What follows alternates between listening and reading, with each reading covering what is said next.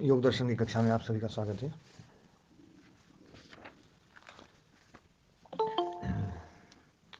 अपना सूत्र चल रहा था दिग्दर्शन शक्ति और एकात्मतेव अस्मिता।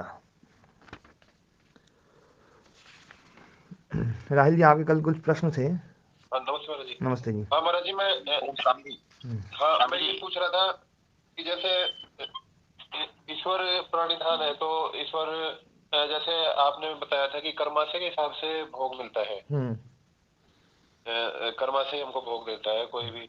तो महाराज जी, ईश्वर को किस हिसाब से हम जैसे मान के चले, वो पूछ रहा था मैं।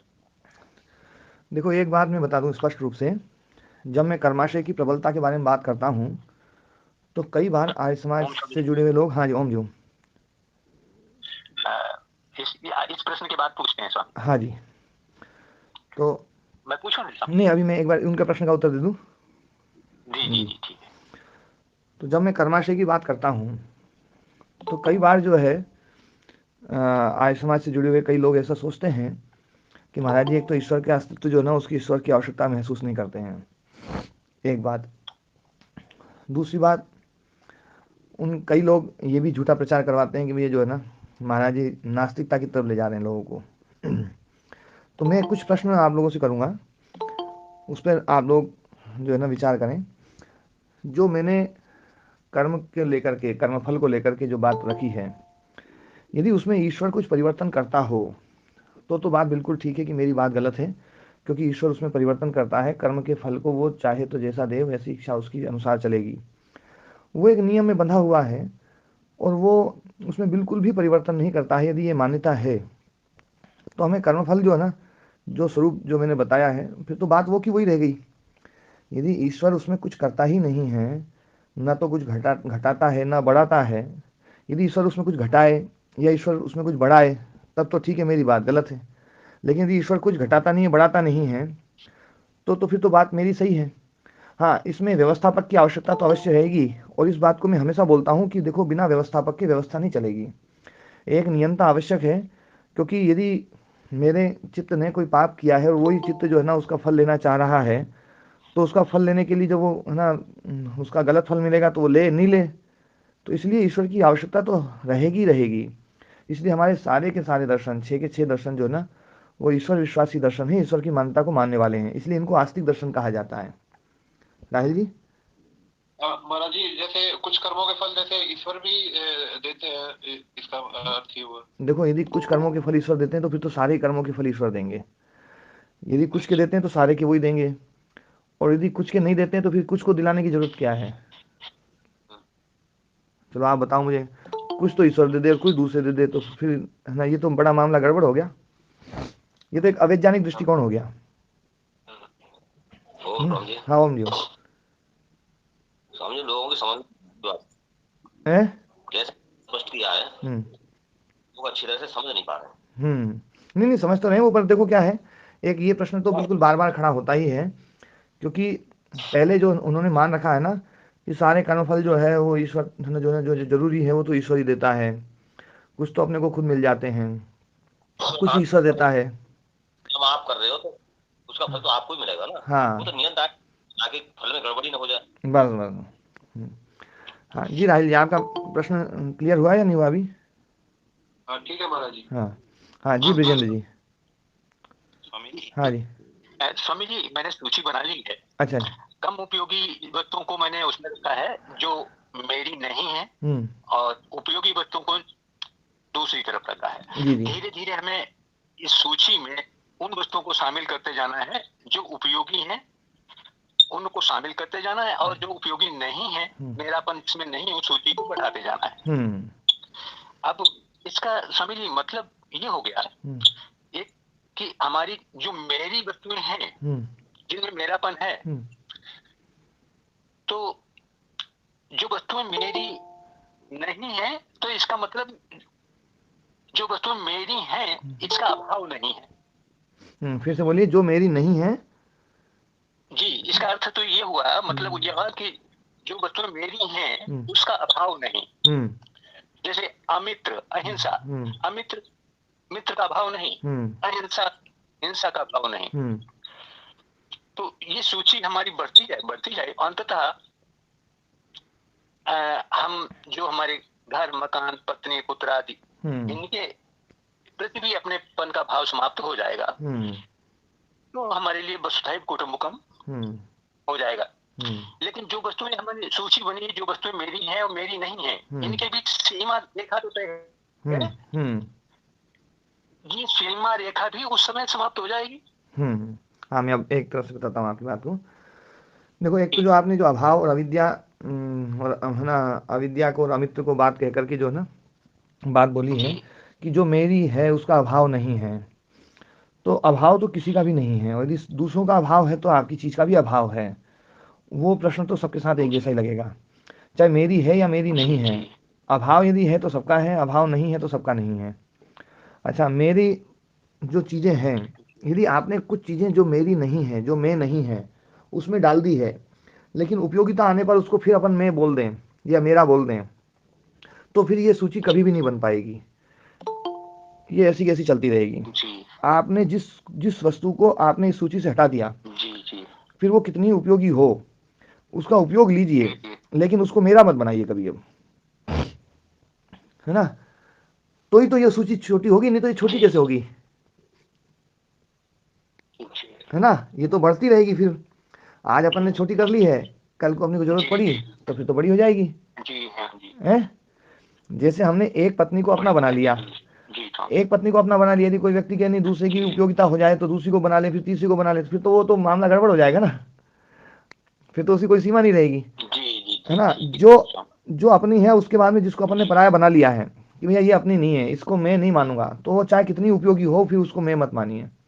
अब जिसको मैं मान लिया उसमें से कम करना है, उसमें बढ़ाना नहीं है बिल्कुल भी, तो इस साधना में आप आगे बढ़ पाएंगे, ठीक है ना। हाँ जी। दूसरी बात आपने जो ना ये कहा कि सीमा रेखा तो जरूर बनेगी, जब तक मैं है तब, जब तक मैं और मेरा है तब तक सब कुछ पराया भी है, ये बिल्कुल पक्का है। तो सीमा रेखा तो रहेगी। आप मैं और मेरे की है ना, यदि उसमें घेरे में हर हर वस्तु को हटाते जाएं और आपकी मैं और मेरे की कोई भी चीज ना बचे, तो फिर आप देखेंगे कि सीमा रेखा हट जाएगी, फिर कोई भी वस्तु आपकी पराई नहीं रहेगी, कोई भी अपनी नहीं रहेगी, और इसको यूं कह सकते हैं फिर सब आपकी है और कोई भी आपकी नहीं है, ये स्थिति आ जाएगी। हाँ जी, ठीक है जी, धन्यवाद स्वामी जी। हाँ जी, प्रदीप जी आप कुछ पूछ रहे थे क्या? जी स्वामी जी। स्वामी जी मैं ये निवेदन कर रहा था, जैसे कुछ प्रश्न खड़े होते हैं, एकादशी का व्रत रखते हैं तो ये पाप नष्ट हो जाते हैं, माँ गंगा में अपने स्नान करते हैं तो ये पाप नष्ट हो जाते हैं, अपन यदि नाम जप करते हैं तो ये पाप नष्ट हो जाते हैं, इन तीर्थों की यात्रा करते हैं तो ये पाप नष्ट हो जाते हैं। रामचरितमानस में आता है, सन्मुख होय जीव मोहि व्यवहि, जन्म कोटि अघनाशहि तवहि। उधर भगवान कृष्ण अर्जुन से कहते हैं तू मेरी शरण में आ जा, मैं तुझे सारे पापों से मुक्त कर दूंगा। तो स्वामी जी इन प्रश्नों को कैसे समझेंगे फिर, अगर भगवान वही ग्रंथ जो है ना, वही ग्रंथ हमें उस प्रश्नों के उत्तर भी देते हैं। जैसे आपने रामचरितमानस का उदाहरण दिया, तो रामचरितमानस में ये भी बार बार आता है कि कर्म का फल मिलेगा, कर्म प्रधान विश्व कही राखा, जो जस करे तो तस फल चाखा, है ना। तो वो है ना, मतलब दोनों ही प्रकार की बात है, पर है ना गीता में भी ये बात बिल्कुल है, कर्मण्येवाधिकारस्ते माँ फलेषु कदाचन माँ कर्म फल हेतुर्भु माते संगोस्तो कर्मणि। कर्म का फल जो है ना वो तेरे अधिकार में नहीं है अर्जुन, वो तो भोगना पड़ेगा, और है ना कर्म फल का नियंत्रक बनने की कोशिश मत कर, कर्म को नियंत्रित करने की बात कर। और जहां तक देखो पाप से बात है, पाप से मुक्ति का मतलब है पाप के फल से मुक्ति नहीं, पाप से मुक्ति, दोनों में बहुत अंतर है। पाप से मुक्ति और पाप के फल से मुक्ति, तो पाप के फल से मुक्ति वाला जो प्रोसेस है ये तो कोई भी समझदार व्यक्ति नहीं चाहेगा। देखो आज आप एक विवेकी व्यक्ति हैं, मैं आपसे एक प्रश्न पूछता हूँ कि यदि आपसे कोई गलती हो जाए तो आप भी यही चाहेंगे कि इसका तो प्रायश्चित होना चाहिए, या नहीं चाहेंगे? बिल्कुल चाहेंगे, है ना। तो पाप के फल से मुक्ति की जो बात है ना, वो कोई भी व्यक्ति जो थोड़ा सा भी विवेकी होगा वो बिल्कुल नहीं चाहेगा, वो तो चाहेगा कि इस पाप के फल इसका तो मिलना ही चाहिए दंड। और ऐसा भी हो सकता है कि कोई राजा, मतलब कि कोई विवेकी व्यक्ति उससे कोई गलत काम हो जाए और राजा उसको क्षमा कर दे, तो क्षमा कर दे तो भी वो व्यक्ति स्वयं दंड लेगा कि नहीं राजा ने क्षमा कर दिया, वो गलत है, वो मुझे दंड मिलना ही चाहिए था।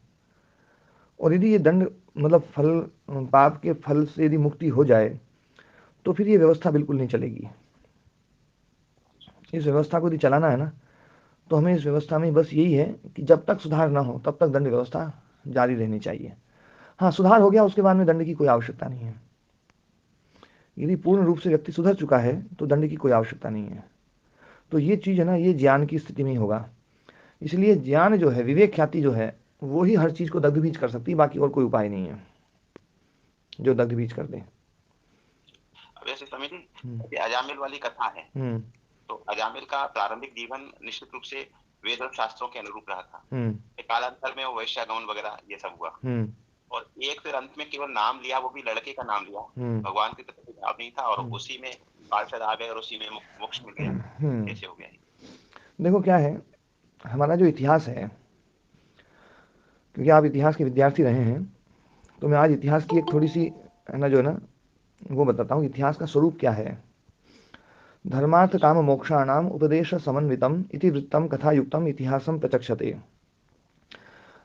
है ना, धर्म अर्थ काम और मोक्ष, इनके उपदेश के लिए, इनके उपदेश से युक्त, धर्म अर्थ काम और मोक्ष, इन पुरुषार्थ चतुष्टय के उपदेश से युक्त, इति वृत्तम, जो जैसा हुआ है वैसा, और कथा युक्तम, साथ में कुछ कथानक भी जोड़ करके, इतिहासम प्रचक्षते, वो इतिहास कहा गया है।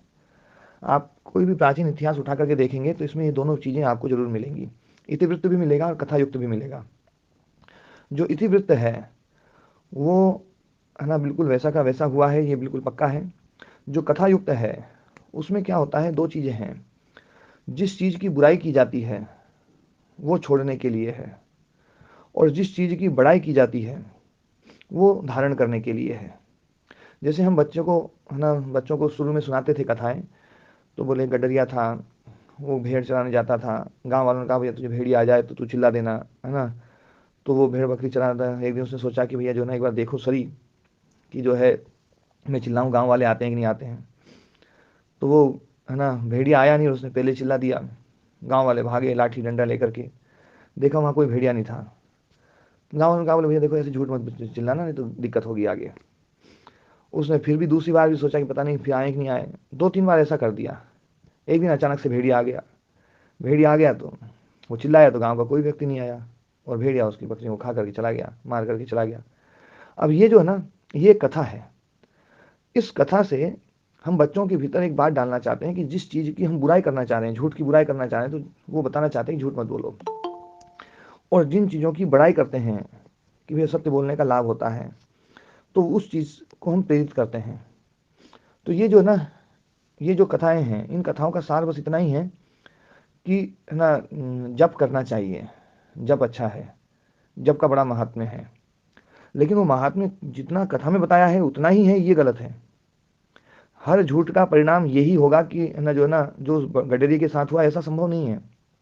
हो सकता है उससे ज़्यादा भी हो जाए, हो सकता है उससे कम भी हो जाए। वहाँ तो केवल एक दिखाया गया है, बात दिखाई गई है। जिसकी स्तुति की जाती है वो आचरणीय है, और जिसकी निंदा की जाती है वो त्याज्य है। बस इतना ही इन कथाओं का सार है। और यही इतिहास, हमारा जो प्राचीन इतिहास है, वो इतिहासों में ये चीज़ें भरी पड़ी हैं। यदि आप पूरी महाभारत को देखेंगे, पूरी रामायण को देखेंगे, तो महाभारत का प्रारंभिक अंश बहुत थोड़ा था, उसमें बहुत सारी चीज़ें जोड़ी भी गई हैं। और जो जोड़ी गई हैं उसमें जब लगता है कि हाँ ये चीज़ जुड़ गई है, क्योंकि है ना दो विरोधी बातें दिखाई दे रही हैं, तो विरोधी बातें दिखाई दे रही हैं, तो उसमें समझ लेना चाहिए कि ये कथा युक्त है। और इसका उद्देश्य बस इतना ही है कि इसमें किसी चीज़ की प्रशंसा की गई है तो वो ग्रहण करने योग्य है, और किसी चीज़ की निंदा की गई वो छोड़ने योग्य है। लेकिन ये ऐसा का ऐसा ही हुआ हो, ये बिल्कुल सही नहीं है। ठीक है प्रदीप जी? जी स्वामी जी। इसमें कोई और प्रश्न तो नहीं? इसमें और कोई आपके मन में कभी और थोड़ा संदेह रह गया हो? ठीक है ना। हाँ, क्योंकि हमें यही है ना, ये बात जो है ना, मैं महर्षि पतंजलि ऋषि का महाभाष्य जो है उसके अनुसार बता रहा हूँ। महर्षि पतंजलि ने महाभाष्य लिखा है, और उन्होंने ये बात शुरू में ही स्पष्ट की है कि इस प्रकार की जो कथानक है उसमें जो चीज़ स्तुत्य है, स्तुति के योग्य है, वो ग्राह्य है, और जो निंद्य है, निंदा के योग्य है, वो त्याज्य है।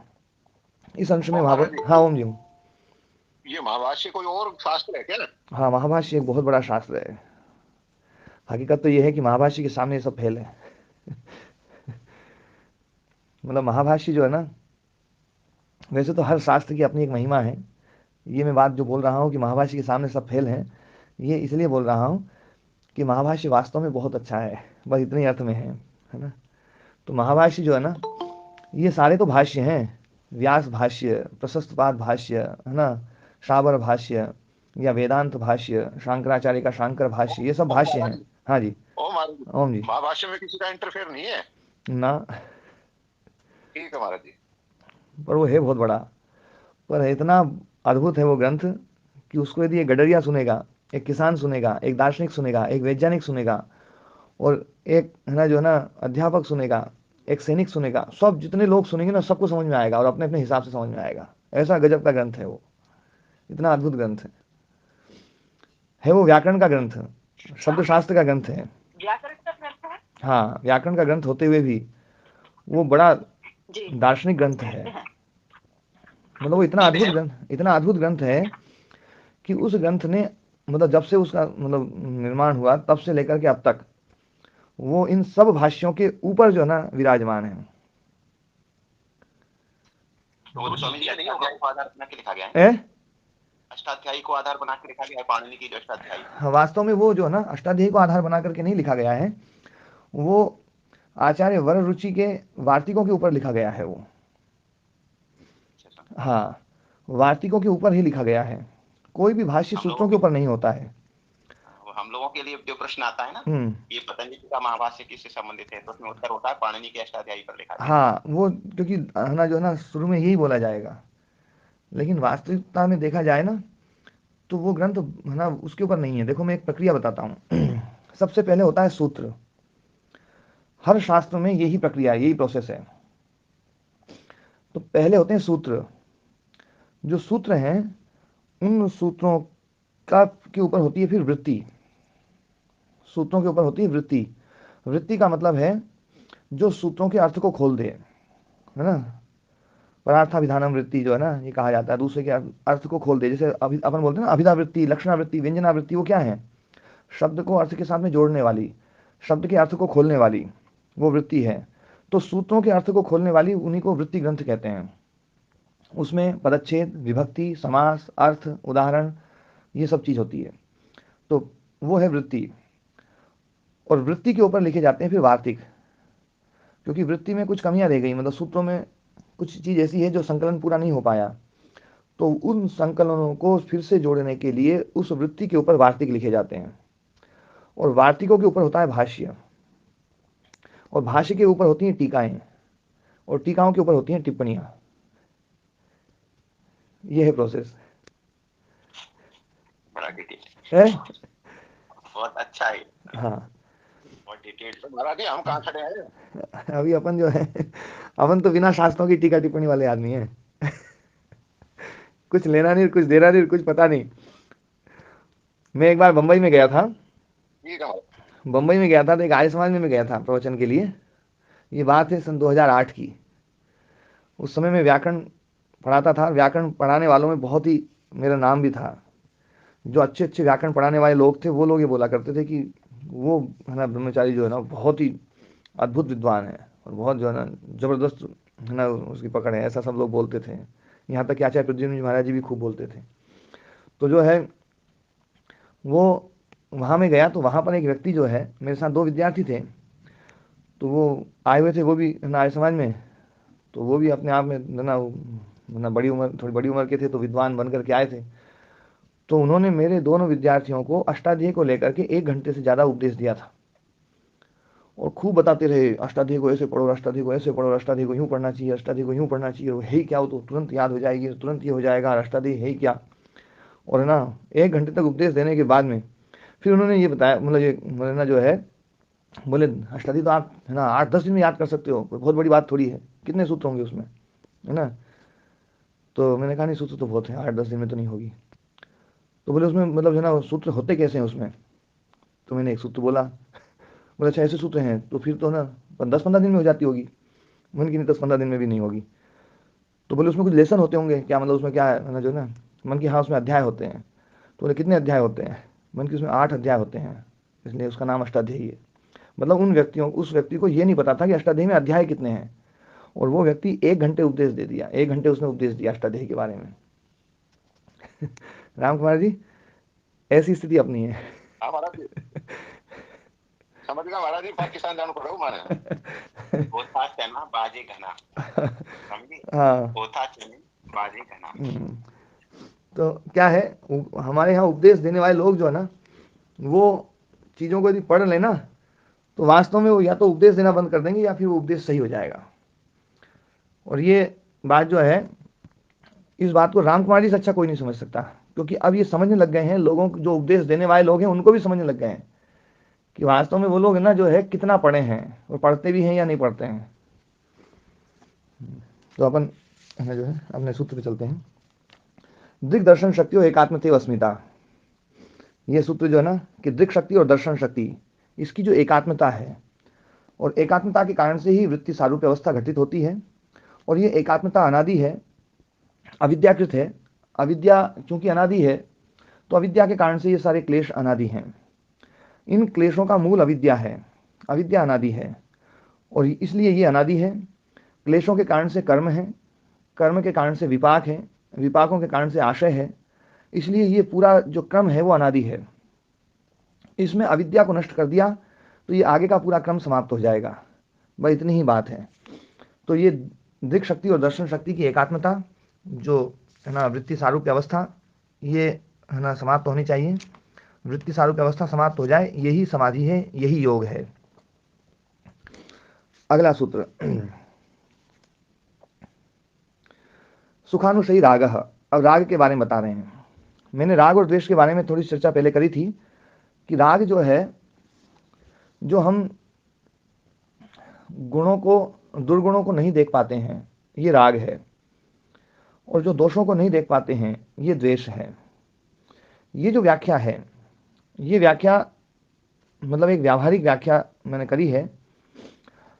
सुखानुशयी राग दुखानुशयी द्वेष, ये जो व्याख्या है, ये व्याख्या भी बड़ी स्पष्ट व्याख्या है वैसे तो, पर चूंकि उस कालखंड में इतनी व्याख्या से ही व्यक्ति समझ जाता था, लेकिन अब थोड़ी सी स्थितियां दिक्कत होती हैं। सुखानुशयी राग, सुख का अनुशयन करने वाला, है ना, सुख के बाद में रहने वाला। अनुशयी, अनुशयन बाद में सोने वाला, बाद में रहने वाला, बाद में स्थापित होने वाला, वो है सुखानुशयी। सुख के बाद में जो पैदा होता है वो है राग, जिससे हम सुख की कामना कर लेते हैं। सुख चाहे मिले या नहीं मिले, लेकिन सुख की कामना कर लेते हैं, तो वो होता है ना राग। उसके बाद में राग पैदा होगा। और यदि है ना दुख है ना है, भले मिला हो या ना मिला हो, लेकिन हमने पहले सोच लिया। आप बस में बैठिए, बस में बैठते ही आप जो है ना, मतलब 20-25 आदमी होंगे, तो 20-25 आदमियों में आप देखेंगे कि कुछ व्यक्तियों को देखते ही आपको लगेगा ये बड़ा बेकार आदमी है, और उससे आपको अपने आप ही जो है ना, मतलब ऐसा लगने लगेगा कि ये आदमी दुख दे सकता है, और अपने आप ही उस व्यक्ति से थोड़ा थोड़ा द्वेष होना शुरू हो जाएगा।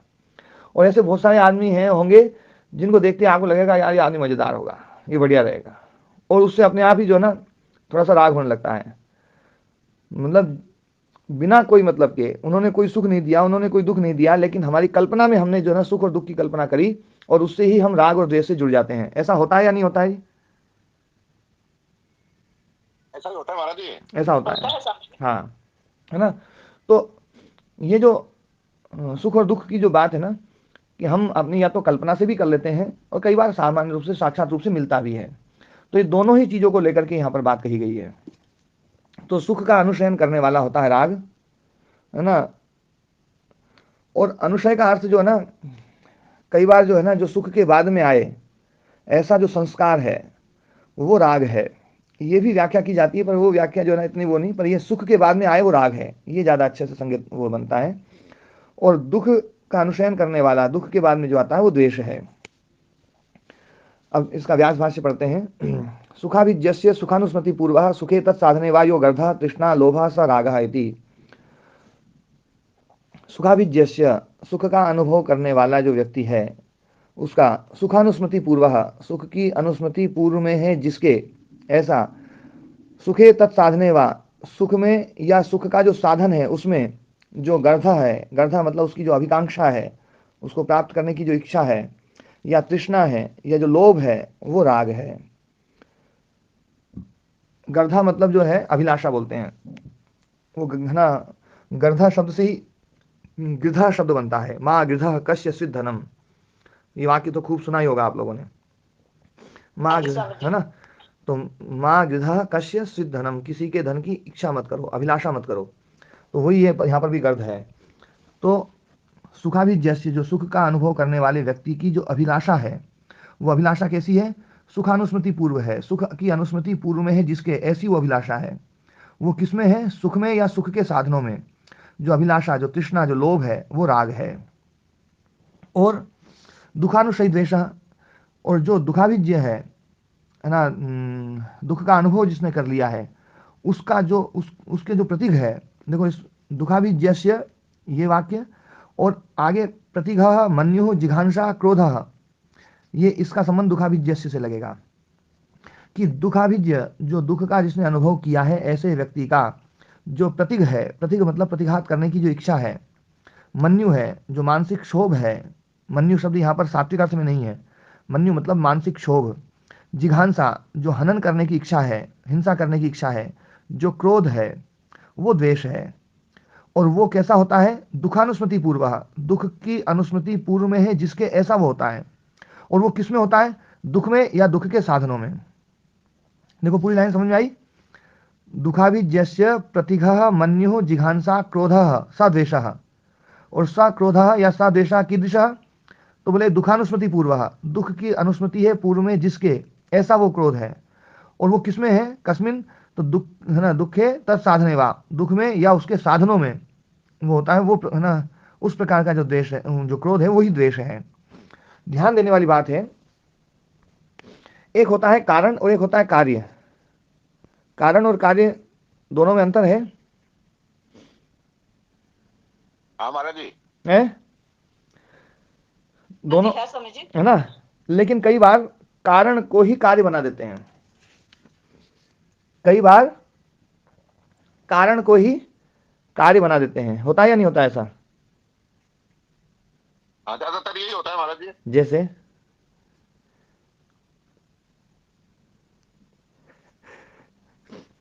जल्दी बोल गए बिना सोचे।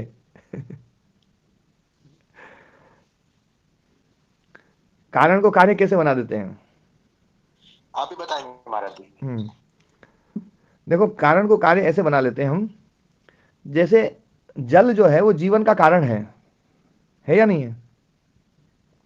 हाँ महाराज जी। लेकिन बोल देते हैं जल ही जीवन है, बोलते हैं या नहीं बोलते हैं? हाँ ऐसे ही बोलते हैं महाराज जी। इस भाष्य में भी आपने देखा होगा, संयोग को भोग बोला है, संयोग को भोग, और वियोग को योग बोला है, जबकि संयोग भोग का कारण है, पर कारण और कार्य को एक कर दिया है। और वियोग को योग बोला है, तो वियोग जो है, योग जो है वो वियोग का कारण है। योग वो चीज है जिससे हमें वियोग मिलता है, पर वियोग को योग कहा गया है। यहां पर कारण को ही कार्य बना दिया गया है, कार्य को ही कारण बना दिया गया है, दोनों इकट्ठे कर दिए हैं। जैसे जल ही जीवन है ना, घृतम वही आयु, घी ही आयु है, घी ही आरोग्य है ना, घी ही बल है ना, मलम एवं बलम, मल में ही बल है, अन्न में बल है, अन्न में प्राण है ना, अन्नम वही प्राण, अन्न ही प्राण है, जबकि अन्न प्राण नहीं है, प्राण का कारण है। तो कई बार ये प्रयोग है ना व्यावहारिक रूप से भाषा में होते हैं, जो कारण है ना वो कारण ही कार्य बना देते हैं, कार्य को ही कारण बना देते हैं। ये बात समझ में आई राम कुमार जी? हाँ महाराज जी, बहुत अच्छे से आ गई, है ना। तो ऐसे ही द्वेष के कारण से क्रोध पैदा होता है, ठीक है, और राग के कारण से इच्छा पैदा होती है, राग के कारण से तृष्णा पैदा होती है। लेकिन यहां पर तृष्णा को ही राग बता दिया गया, क्रोध को ही द्वेष बता दिया गया, जिघांसा को ही द्वेष बता दिया, प्रतिघात करने की जो इच्छा है प्रतिघ, उसको ही द्वेष बता दिया, मन्यु को ही द्वेष बता दिया। जबकि द्वेष के कारण से ये चीज उत्पन्न होती है, ये कार्य है, पर कार्य को ही कारण बता दिया है। ठीक है ना प्रदीप जी, स्पष्ट हुई बात? जी स्वामी जी। है ना। हाँ, तो सुखानुशयी रागा और दुखानुशयी द्वेषः, वास्तव में यदि हम ये देखें तो गर्ध या तृष्णा या जो लोभ है, उसकी जो पूर्व अवस्था है वो राग है, और उसकी जो उत्तर अवस्था है वो गर्ध तृष्णा लोभ है। इसी प्रकार से है ना, जो जिघांसा है या क्रोध है, उसकी जो पूर्व अवस्था है वो द्वेष है, और द्वेष की उत्तर अवस्था ये क्रोध आदि है। पर यहां पर उसको एक रूप बना करके यहां पर समझाने का प्रयास किया है। तो सुखानुशयी राग, दुखानुशयी द्वेष, ये है ना जो है दोनों सूत्र जो है। और राग द्वेष जो है ना, ये मुख्य रूप से हमारी प्रवृत्ति के यही हेतु हैं, राग और द्वेष। ध्यान देना, इस दर्शन में अस्मिता, राग, द्वेष और अभिनिवेश, ये 4 रूप अविद्या के बतला दिए। न्याय दर्शन में 2 ही रूप बताए हैं अविद्या के, 2 ही क्या, एक ही चीज बताई है, दोष। दुख जन्म प्रवृत्ति दोष मिथ्या ज्ञाना नाम उत्तरोत्तरापाय तदंतरापाय अपवर्ग। एक बार लिखिए इसको, दुख, फिर जन्म, फिर प्रवृत्ति, फिर दोष, फिर मिथ्या ज्ञान।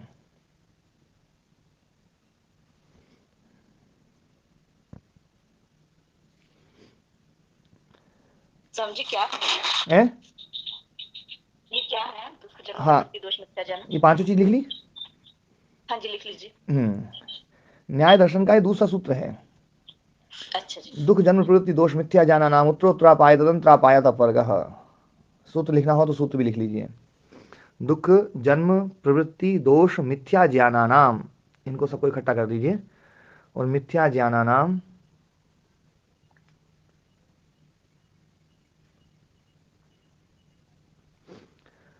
उत्तरोत्तरापाये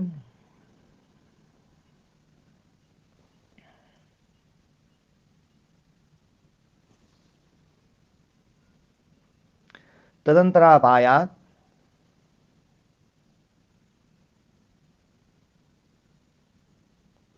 अपवर्गः। पायात अपवर्गः।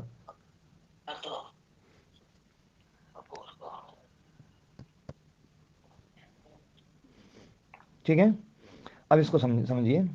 दुख जन्म प्रवृत्ति दोष मिथ्या ज्ञान, ये 5 चीजें बोली आचार्य ने, और ये बता रहे हैं कि उत्तरोत्तरापाय, बाद बाद वाले का अपाय होगा। अपाय मतलब हटना, बाद बाद वाली चीज हटती जाएगी तो पहले पहले वाली चीज हटती जाएगी, बाद बाद वाली चीज हटेगी तो पहले पहले वाली चीज हटती चली जाएगी। तो बाद वाली चीज कौन सी हटेगी? सबसे बाद वाली कौन सी है? मिथ्या ज्ञान। मिथ्या ज्ञान। तो मिथ्या ज्ञान हट जाएगा तो तदंतरापायात, उसके बाद उसके साथ वाला जो है ना वो हटेगा। तो साथ वाला कौन है? दोष। दोष हटेगा। फिर दोष के हटने पर, उत्तर का अपाय होने पर, उससे पहले वाले का अपाय हो जाएगा। तो दोष हटेंगे तो क्या हट जाएगा? प्रवृत्ति। हाँ, प्रवृत्ति हट जाएगी। और प्रवृत्ति हट गई तो फिर कौन हटेगा? जन्म। जन्म हट जाएगा। और जन्म हट जाएगा तो दुख। दुख हट जाएगा। बस मुक्ति यही है, दुख से मुक्ति होना।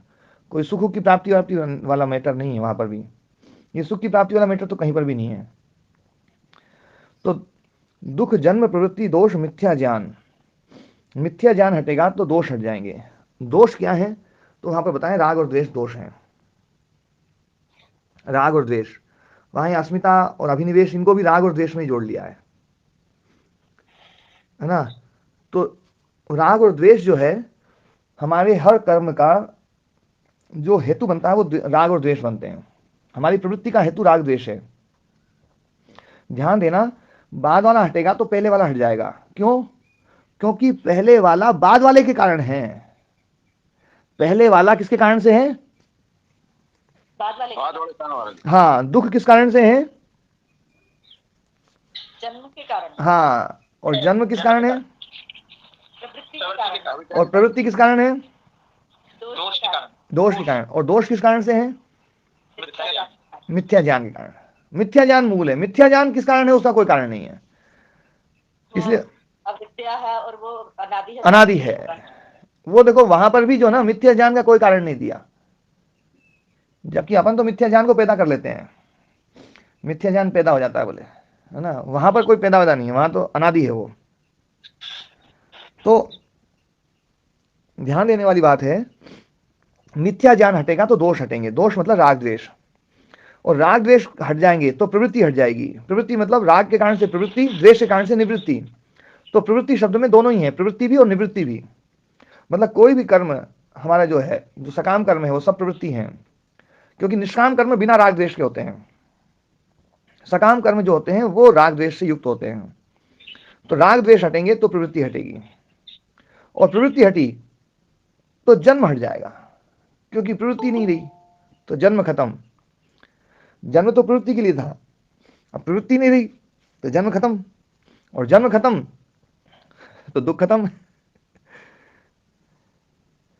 है ना बढ़िया प्रोसेस? महाराज जी कोई ना चाहे रोटी सी खाट तो चाहे या कहने में ना चाहे। हाँ यार, चाहिए तो नहीं, लेकिन जिसको समझ में आ जाएगी ना, वो मिथ्या ज्ञान समझ में आना है बस। प्रवृत्ति क्या होती है? प्रवृत्ति मतलब प्रवृत्ति या निवृत्ति जी। किसी का में लगने को प्रवृत्ति बोलते हैं। हाँ, किसी में लगना या किसी से हटना, दोनों ही है ना प्रवृत्ति है जी, दोनों में क्रिया है। महाराज जी वहां पर न्याय दर्शन में कहा गया है प्रवृत्ति वाग बुद्धि शरीर आरंभ। प्रवृत्ति है वाग बुद्धि शरीर का आरंभ, मतलब वाक वाणी से, मन से और है ना शरीर से जो भी कर्म किया जाता है वो सब प्रवृत्ति है। तो प्रवृत्ति और निवृत्ति, पर वो प्रवृत्ति दोष जनित होनी चाहिए, राग द्वेष से युक्त होगी तो ही प्रवृत्ति की श्रेणी में आएगी। राग द्वेष से युक्त नहीं होगी तो वो क्रिया तो होगी लेकिन वो प्रवृत्ति की उसमें नहीं आएगी, वो दुख का कारण नहीं बनेगी। हाँ जी मदन मोहन जी। हाँ प्रणाम महाराज। हाँ प्रणाम। तो महाराज जी निष्काम कर्म तो प्रवृत्ति में नहीं आएगा ना, बिल्कुल नहीं आ सकता, क्योंकि राग द्वेष से युक्त नहीं है। और जन्म ये मतलब प्रवृत्ति के कारण जो भोग है उनको भोगने के लिए जन्म है। हाँ, भोग नहीं, प्रवृत्ति के लिए जन्म है, भोग के लिए जन्म नहीं, मतलब प्रवृत्ति के लिए जन्म है। हाँ, भोग का दंड के लिए जन्म है। हाँ ठीक है महाराज जी, ओम प्रणाम। तो मिथ्या ज्ञान जो है ना वो मुख्य है। हाँ जी नरेश जी, एक बार फिर बताइए गुरु जी, ये अज्ञान। हाँ मैं बताता हूँ, हाँ मैं फिर से बताता हूँ। ये इनका क्रम लिख लिया आपने? आप अच्छे जंगल में होंगे आपने, है ना, जो है ना, तो आप याद कर लीजिए। दुख, सबसे पहले दुख है ना। दुख किस कारण से? जन्म के कारण से। जन्म का कारण है प्रवृत्ति, और प्रवृत्ति का कारण है दोष। दोष मतलब राग द्वेष, और राग द्वेष का कारण है अविद्या, मिथ्या ज्ञान। अब है ना, ऋषि कह रहे हैं कि उत्तरोत्तर अपाय, बाद वाले का अपाय हो गया तो पहले वाले का अपाय हो जाएगा। हम इस कोशिश में लगे हैं कि अपन पहले वाले का अपाय कर दें, अपन दुख खत्म कर दें, दुख खत्म कर दें, जन्म खत्म करने की सोचते नहीं है। दुख खत्म कर लें, जन्म में बना रहे, तो बिल्कुल प्रोसेस से उल्टा जा रहा है मामला, इसलिए आज तक दुख खत्म नहीं हुए। तो ऋषि कह रहे हैं कि पीछे से खत्म करो, इधर से खत्म नहीं होगा कभी भी, पीछे से खत्म करो। तो पीछे से खत्म करने का मतलब है मिथ्या ज्ञान को खत्म करो, क्योंकि मूल कारण वो है। तो मिथ्या ज्ञान खत्म हो गया तो दोष खत्म हो जाएंगे। मिथ्या ज्ञान खत्म होते ही राग द्वेष समाप्त हो जाएंगे। राग द्वेष मिथ्या ज्ञान का स्वरूप है, राग द्वेष मिथ्या ज्ञान के कारण से है। यदि आपके भीतर राग है तो समझ लेना द्वेष भी जरूर है। यदि आपके लिए कोई अपना है तो निश्चित है कि कोई ना कोई पराया भी होगा। ये जोड़े हैं, एक मतलब ऐसा नहीं हो सकता कि एक रहे और दूसरा खत्म हो जाए, ये संभव नहीं है। जो लोग ये सोचते हैं कि मेरे भीतर द्वेष तो नहीं है, हाँ राग है पर द्वेष नहीं है, वो अभी अज्ञानी है, अज्ञान में है वो लोग, है ना। जो है ये तो जोड़ा है, जोड़े के साथ ही रहेगा। जैसे कागज के दो हिस्से हैं, एक इधर वाला एक इधर वाला। आप ऐसा नहीं कर सकते कि एक सिरे को घिसते घिसते घिसते एक तरफ का पूरा कागज खत्म कर दो, केवल दूसरी तरफ का रह जाए। क्या ऐसा संभव है जी? नहीं है गुरुजी, है ना। तो बिल्कुल नहीं। एक पहलू है तो दूसरा भी रहेगा। सिक्के के दो पहलू हैं, नदी का एक किनारा है तो दूसरा भी होगा, चाहे कितनी दूर हो, दिखाई नहीं दे रहा हो भले ही। सागर का आपने एक किनारा पकड़ा है तो समझ लेना दूसरा भी जरूर होगा। ठीक है, बहुत दूर होगा, पता नहीं कितनी दूर होगा, लेकिन होगा जरूर, है ना। तो ये बात बिल्कुल समझ में आने वाली बात है कि राग और द्वेष जो है ये अविद्याकृत है, अविद्या के कारण से पैदा हो रहे हैं, और राग और द्वेष जो है उसके कारण से प्रवृत्ति है। तो अविद्या खत्म हो जाएगी तो राग द्वेष खत्म होंगे, राग द्वेष खत्म होंगे तो प्रवृत्ति समाप्त हो जाएगी। कर्म तो होगा, राग द्वेष समाप्त हो जाएंगे तो, लेकिन वो कर्म प्रवृत्ति में नहीं माने जाएंगे, वो कर्म फंसाने वाले नहीं होंगे, वो कर्म जन्म को पैदा करने वाले नहीं होंगे। और प्रवृत्ति खत्म हुई तो जन्म समाप्त हो जाएगा, और जन्म समाप्त हो जाएगा तो दुख समाप्त हो जाएगा। तो इसकी प्रोसेस पीछे से है। पीछे से वार करना पड़ेगा, इसमें अविद्या से शुरुआत करनी पड़ेगी। इसलिए वहां पर ये कहा गया है उत्तरोत्तरापाये तदंतरापायात अपवर्ग, वही अपवर्ग है। अपवर्ग मतलब दुख हट जाए, तो ये अपवर्ग है। तो यहाँ पर भी ये राग द्वेष वाली जो बात है ये बिल्कुल ऐसी की ऐसी है। राग द्वेष को बहुत स्पष्ट रूप से समझें हम, और राग द्वेष को बिल्कुल समाप्त कर दें। कोई राग नहीं, कोई द्वेष नहीं। और यहां तक भी एक बात ध्यान रखना, गुरु के प्रति भी राग नहीं होना चाहिए।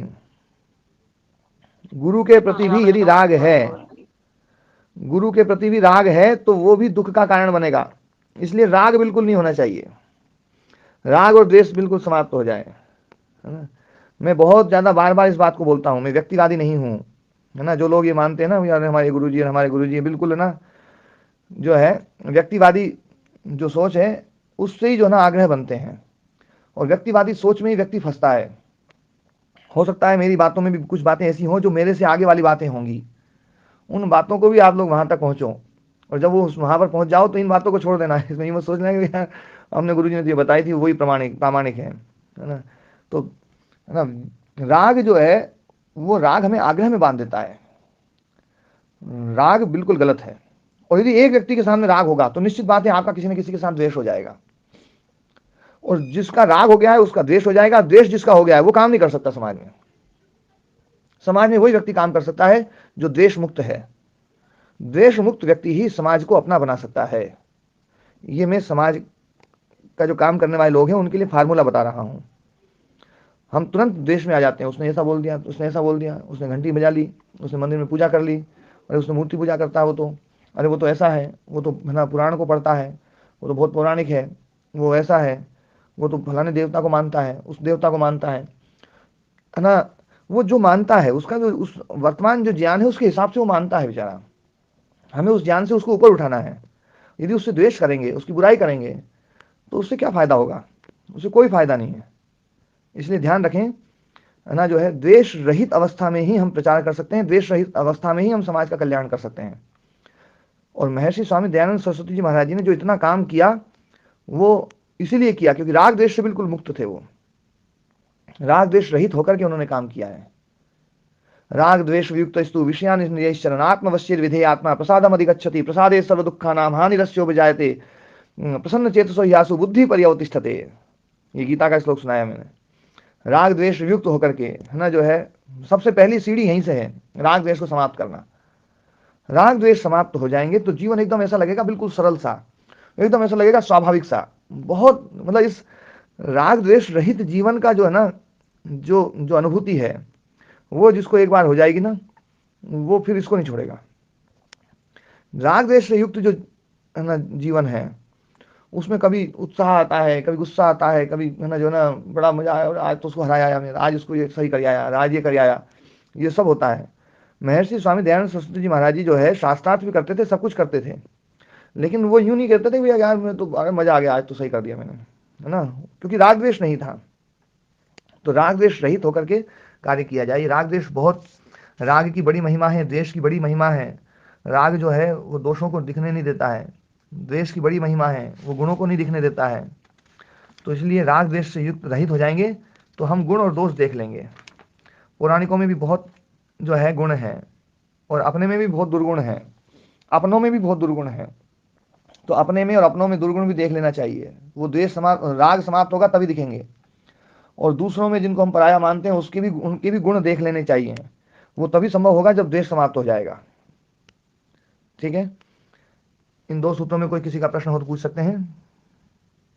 गुरुदेव मेरा एक क्वेश्चन है।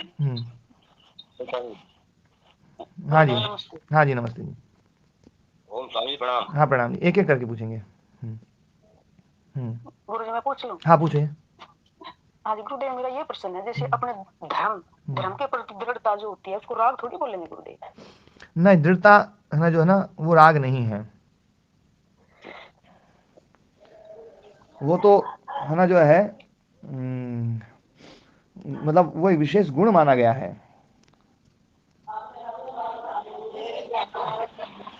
ये एक विशेष गुण है, जितना पक्का हो उतना जरूरी है ना। हाँ वो पक्का, वो जरूरी आवश्यक है वो। जी। हाँ जी। हाँ महाराज जी। जी मदन मोहन जी। श्रद्धा और आत्मीयता और दूसरी तरफ राग, तो इनमें कहाँ डिफरेंस है ना, क्योंकि श्रद्धा और आत्मीयता है तो कब राग हो जाएगा, इसको कैसे है ना, कहाँ पर लकीर खींचेगी इसमें? देखो क्या है, श्रद्धा का आधार सत्य है, श्रद्धा का जो आधार है ना वो सत्य है, राग का जो आधार है वो सुख है। दोनों में ये बहुत बड़ा आमूलचूल अंतर है। श्रद्धा सुख के कारण से नहीं है, श्रद्धा सत्य के कारण से है। श्रद्धया सत्यमाप्यते, है ना। श्रद्धा, सत्य में किसको बोलते हैं?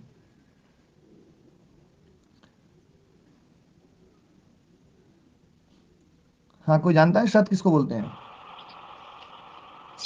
जिसकी जो उपस्थित है, जो जैसा है वैसा है और उपस्थित है। नहीं, वो तो सत्य है, सत्य सत्य का पूछ रहा हूं मैं। सत्य जो सबके लिए कल्याणकारी है महाराज जी। हाँ, सबके लिए कल्याणकारी वही जो आपने अभी बताया था, तथ्य और सत्य। हाँ, तो सत्य का मतलब है सत्य, सर्वहितकारी, है ना। और सत्य जो है ना, ये आत्मा के लिए भी है, जो है ना। और दिव्य ज्ञान जो है, आत्म विषय जो ज्ञान है वो भी सत्य है। तो श्रद्धा का आधार सत्य है, सत्य को जिसने धारण कर रखा है वो है ना। सत्य जिसके द्वारा धारण किया जाता है वो है श्रद्धा, सत्य जिसके द्वारा धारण किया जाता है वो श्रद्धा है। श्रद्धया सत्यमाप्यते, ये वाक्य तो सुना होगा ना? हाँ जी स्वामी जी, सुना है ना। हाँ जी। और राग जो है ना, राग का आधार सुख है, सुखानुसई राग, इसका सत्य से कोई मतलब नहीं है। ये जो है ना अपने परायपन के कारण से है, ये तादात्म्यता के कारण से है, वृत्ति सारूप्यता के कारण से है, हमने मैं का विस्तार कर रखा है उसके कारण से है। वो हर जन्म में बदलता रहेगा। अभी इससे राग हो रहा है, अगले जन्म में पता नहीं किससे हो जाएगा, पता नहीं और किससे हो जाएगा, है ना। तो ये जो राग है ना, राग का आधार बड़ा थोथा है, बड़ा काल्पनिक है, क्योंकि सुख बड़ा काल्पनिक है, बदलता रहता है। जो चीज़ हमें सुखदायी दिखाई देती है, थोड़ी देर बाद में वही चीज़ हमें दुखदायी दिखाई देने लगती है। इसलिए राग जो है ना वो बदलता ही रहता है। राग का आधार जो है ना बहुत ही कमजोर है, श्रद्धा का जो आधार है वो तो अद्भुत है। ठीक है मदन मोहन जी? जी बहुत आनंददायक। और महाराज जी आत्मीयता और राग में भी थोड़ा सा विवेचन कर दें। हाँ, आत्मीयता और राग जो है ना, राग का परिणाम ही आत्मीयता है। लेकिन जब हम राग रहित हो जाते हैं, राग रहित हो जाते हैं, अपना प्राय की सीमा समाप्त हो जाएगी, तब एक अलग प्रकार की आत्मीयता होगी। उस आत्मीयता में कोई ना लकीर नहीं होगी, वो ना कोई लिमिट नहीं होगी। वो आत्मीयता कितनी हो सकती है उसका कोई सीमा नहीं होगी, वो असीम हो जाएगी। तो आत्म भाव में रहना यही है महाराज जी, है ना। हाँ, वो व्यक्ति आत्म भाव में हो सकता है। ठीक है महाराज, है ना। हाँ। स्वामी जी प्रणाम जी। प्रणाम जी, प्रणाम। हाँ स्वामी जी, एक तो जो प्रवृत्ति है इसका शाब्दिक अर्थ क्या हुआ जी? प्रवृत्ति का अर्थ होता है ना, कर्म करना। कर्म जो है ना वो प्रवृत्ति है, कर्म। हाँ। अच्छा स्वामी जी, प्रवृत्ति और कृति एक ही अर्थ है। ठीक है। हाँ। अच्छा स्वामी जी, दूसरा प्रश्न ये है कि जैसे आपने कहा कि ये योग दर्शन है, ये सारी चित्त की ही व्याख्या है जी। तो और जब आत्मा की उपस्थिति में ही चित्त जो है कार्य करता है, तो जैसे हम ठंडे पानी से नहा लेते हैं, तो जीते जी यदि व्यक्ति चित्त की साधना कर ले, उसको तो कोई दोष नहीं आता। लेकिन जब वो ये साधना कर ले तो वो ठंडे पानी से भी नहा सकता हो, तो वो क्या चित्त की साधना से जीते जी संभव है? देखो, ठंडे पानी से नहाने वाला व्यक्ति चित्त की साधना नहीं करे ना, वो भी नहा सकता है। इसको कोई बहुत बड़ी साधना मत मानो, ये कुछ भी नहीं है। गर्मी बड़ी लग रही है तो बड़ी गर्मी को भी सहन ले। हाँ, गर्मी को भी सहन कर ले। देखो, ये एक तप है, ये एक तप है। और तप जो ना यदि एकांगी हो जाए, केवल एक ही जगह पर तप दिखाई दे, बाकी जगह पर तप दिखाई ना दे, तो वो तप जो है ना वो है ना दिखावा है, वो व्यर्थ है, वो है ना। मैं बेसिकली ये कहना चाहता हूँ कि चित्त जो तो जड़ है, हाँ, उसके अंदर एक गुण है कि आत्मा के उपस्थिति होने पर उसके अंदर चेतना वाले गुण आ जाते हैं। बिल्कुल बिल्कुल, जबकि है वो जड़ है। हाँ। तो जब हम ये क्रियाएं करते हैं, नहाने वाली, तपने वाली, हम जब ये अनुभव कर लेते हैं कि आत्मा तो आपको लानी है, और चित्त जो है वास्तव में जड़ है, सिर्फ आत्मा की चेतना से इसके अंदर चेतना आई हुई है, तो ये ज्ञान यदि परिपक्व कर लेता है तो तब वो साधना ही नहीं कर सकता ये। हाँ, उसको उसमें सहायता मिलेगी, लेकिन उसकी एक सीमा है, क्योंकि है ना, जो है चित्त को ठंड नहीं लगती है, लेकिन चित्त के जो उपकरण है ना वो ठंड में खराब हो सकते हैं। उपकरण खराब होना जो ना वो गड़बड़ हो जाएगा, कि कोई व्यक्ति ये सोचे मैं तो बड़ा तपस्वी हो ही गया हूँ, अब तो मैं जो है ना ये अपना हाथ जो है ना बर्फ में है ना दे देता हूँ। तो आप तो जम्मू कश्मीर के हैं, आपको पता है बर्फ में ज्यादा समय तक हाथ चला जाएगा तो गल जाएगा, है ना, तो वो उपकरण तो खराब हो ही जाएगा उसका। अच्छा अच्छा। जैसे स्वामी जी बंदा बैरागी था, उसके अंग काट लिए गए। हाँ, वो बिल्कुल दुखी नहीं हुए। आत्म तत्व की साधना कर ली थी। हाँ, वो विवेक ख्याति को उपलब्ध थे वो। अच्छा अच्छा। ठीक है स्वामी जी, धन्यवाद। हाँ, नमस्कार। हाँ जी, राम कुमार जी, आप कुछ पूछ रहे थे? मैं कह रहा था महाराज जी, शरीर के धर्म तो शरीर के साथ ही रहेंगे, चित्त के अलग धर्म है, आत्मा हाँ, के अलग धर्म है। बिल्कुल।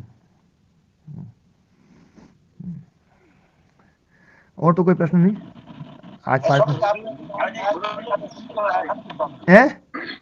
आपने अभी न्याय दर्शन का सूत्र बताया था कि उसमें ऐसा लगता है कि योग दर्शन और न्याय दर्शन दोनों एक ही बात कर रहा था।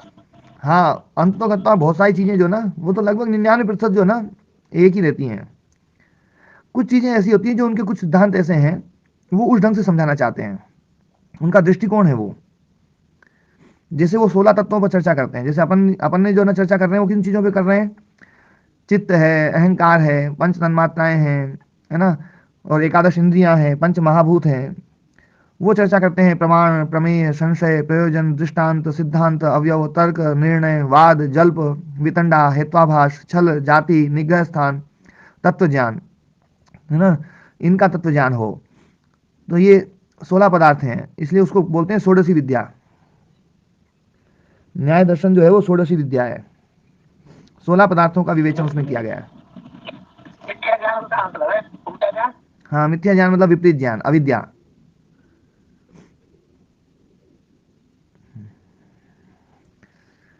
ठीक है, आज पाठ को ही विराम दें।